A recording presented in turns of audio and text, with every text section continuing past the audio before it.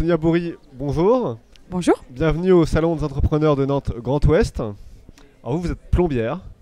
Vous avez lancé avec votre compagnon The Plombier une entreprise de plomberie à vélo. Voilà, c'est ça. En centre-ville de Nantes. Oui. Comment est-ce qu'on dirige avec son compagnon, copain, mari éventuellement? Alors, c'est super dur de diriger à deux. Ce que j'ai envie de dire, c'est le plus important en fait, c'est que chacun ait son propre métier. Nous, c'est notre cas. C'est-à-dire que lui, il est plombier, et puis moi, je m'occupe de toute la partie qu'on ne voit pas, c'est-à-dire la relation client, fournisseur, répondre aux mails, tout le reste, quoi. C'est assez classique dans les couples d'artisans. C'est assez classique dans les couples d'artisans. On retrouve souvent la femme au téléphone ou à la compta, et puis le monsieur qui se salit les mains. C'est un peu le même principe chez nous. La différence, c'est que très rapidement, je me suis un peu passionnée aussi comme il l'est, parce que c'est quelqu'un de très passionné comme lui par le métier. Et pour pouvoir être pertinente vis-à-vis des clients, j'ai été longtemps au début, on était tous les deux avec lui sur les chantiers. J'étais son petit lapin, comme on dit dans le milieu. Et grâce à ça, ça m'a permis d'acquérir vraiment une cohérence quand j'ai mes clients au téléphone. Je parle de plomberie, je suis capable de vous refaire votre maison, mais pas techniquement, mais je suis capable de vous expliquer comment le faire. Ça, c'est la première chose qui fait qu'aujourd'hui, ça marche entre nous aussi, c'est que tous les deux, on est vraiment passionnés. Ensuite, travailler avec son conjoint, la journée, c'est bien. C'est génial, la journée. Le soir Les soirs, c'est plus dur. La journée, c'est bien parce qu'on a cette chance incroyable, quand on s'aime en tout cas, de pouvoir être tout le temps l'un avec l'autre. Par exemple, on a un enfant, on en a un deuxième en cours, et l'avantage c'est que quand le soir on raccroche, quand on arrive à raccrocher le boulot, on peut être entièrement pour notre vie de famille, puisqu'on n'a pas toute la journée à rattraper. On n'a pas à se raconter son travail. C'est exactement, puisqu'on l'a vécu ensemble. La grosse difficulté, c'est quand il y a des litiges. Commerciaux, professionnels. Ouais, voilà, c'est-à-dire qu'on va pas, on s'engueule plus jamais pour les problèmes personnels. Ça n'arrive plus jamais. Bien. Ouais. Du coup, on s'engueule pas le week-end. Mais par contre, pour les questions de travail, c'est assez récurrent qu'on s'engueule en fait. Parce qu'on n'est pas d'accord sur des choses, sur une gestion de litige, sur le management aussi, puisque il faut que chacun trouve sa place, parce qu'on a 3 salariés, et que de dire, alors dans ces cas-là, qui fait le management, qui gronde et rouspète quand ça se passe pas bien. Voilà. Et vous êtes associé à 50-50, c'est ça? 50-50, tout pareil, ouais. Alors comment est-ce que vous avez partagé les tâches? J'ai bien compris qu'il y en avait un qui était plus sur le terrain et l'autre plus au bureau. Ouais. Comment est-ce que la communication se fait entre le bureau et le terrain? Alors, d'abord, moi j'aime bien dire que je suis en back-office et lui en front-office. C'est un peu l'idée.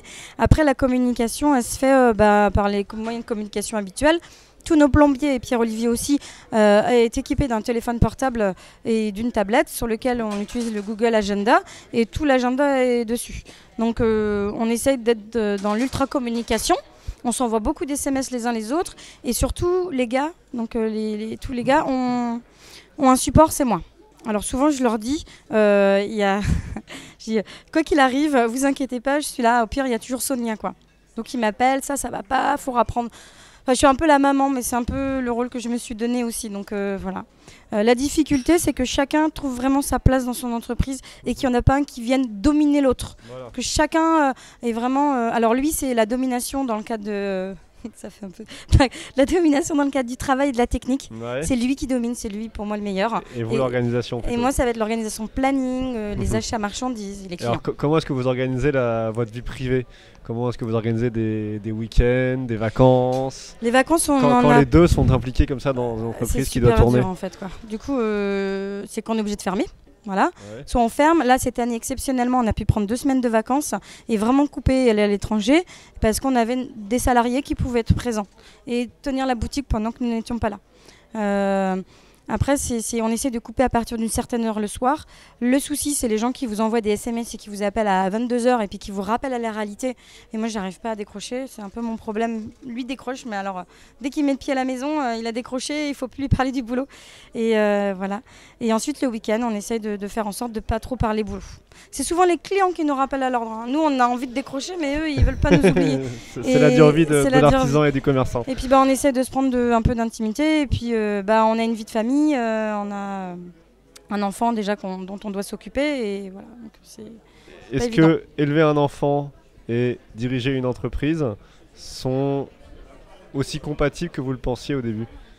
Bah, je pensais que c'était impossible. Même les gens nous disaient, vous y arriverez jamais. Enfin, non, mais c'est fou. Vous pouvez pas avoir un enfant. Vous arrivez à faire les deux choses tout le temps l'un avec l'autre? Alors, oui, parce que les moments pour lesquels on ne travaille pas, c'est-à-dire à partir de 18h, 19h et le week-end, c'est des moments qui sont intégralement consacrés à la famille. Et comme on a déjà tout le temps ensemble, on a besoin d'être en intimité comme tout couple, mais du coup ce moment de famille est important. La difficulté pour moi, je vais être franche avec vous, ça a été le moment où quand vous êtes à votre compte en tant que femme, eh bien, vous n'avez pas le droit à 3 mois d'arrêt. C'est-à-dire que je n'ai pas arrêté de travailler. J'allaitais ma fille pendant que je répondais au téléphone.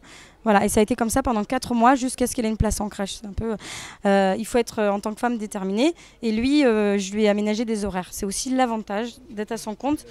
C'est qu'il n'a pas eu 11 jours, mais il a eu 2 mois à mi-temps. Donc, quand on veut faire une famille, il faut rechiner sur son chiffre d'affaires. On n'a pas le choix. Parce qu'on peut pas, sinon on devient fou. Voilà. Merci beaucoup. Bah de rien. Voilà. Au revoir. Merci à vous en tout cas. Au revoir.